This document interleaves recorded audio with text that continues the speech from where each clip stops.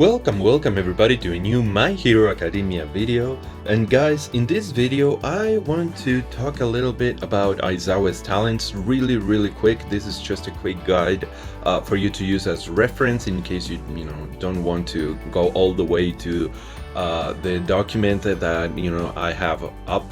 I'm going to leave a link in the description if you're interested, but this is just a quick guide for you to use as reference. So let's just jump straight into it. And for AIZAWA, what you will want to do is you will want to go for top left first, and the reason why is because it's going to give you an incredibly massive buff to your damage and your crits. So the first half of the left branch will give you an increase on crit damage by 3% every 3 seconds for a maximum of 20 stacks. And then after switching to another Q, the stacked effect can still last for 25 seconds. So basically, when the fight starts, if you wait a little bit, if you wait a few seconds, you will then have a 25%, you will have a buff to your crit damage for 25 seconds.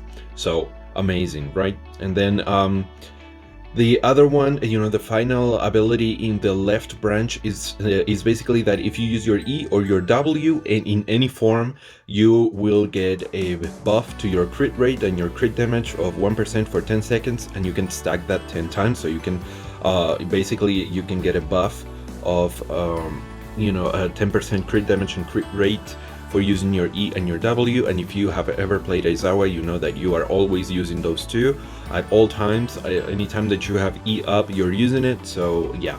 And then the second part of this one talent says that hitting enemies with bleed and hyper armor will result in an increase in 60% damage. So that's basically a boss destroyer. So you definitely want to go top left first, and then you will want to go top right. Why? Because top right, the first half gives you that under Q counter, which is the second Q, is the one where you have the bar with the knife, but the knife is not wrapped in cloth, so it's just a knife. It says under Q counter, the damage of the counter attack launched after retreat increases by 20% and adds 2 stacks of bleed. So amazing, synergizes this very well with the top left branch. And then you have on the final one, it says that basically the wording is extremely confusing, but when you use your quirk, right, when you go into that weird form, when the circle and an X and all that stuff, basically it gives you a 36% damage increase. And then if the enemy's HP is lower than 30%, then the damage increase is actually 90%. So it's a finisher. Basically, it makes your quirk a finisher. It already was a finisher, but with this it's a super finisher.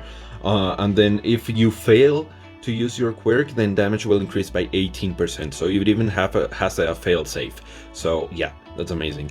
If you do want to focus more on PvP modes, then you can go bottom right second, but these are the two branches that I would recommend real quick in this very quick guide. So if you enjoyed this guide, please leave a like, leave a comment. What do you think? Subscribe if you'd like more videos like this, and I'll see you on the next one.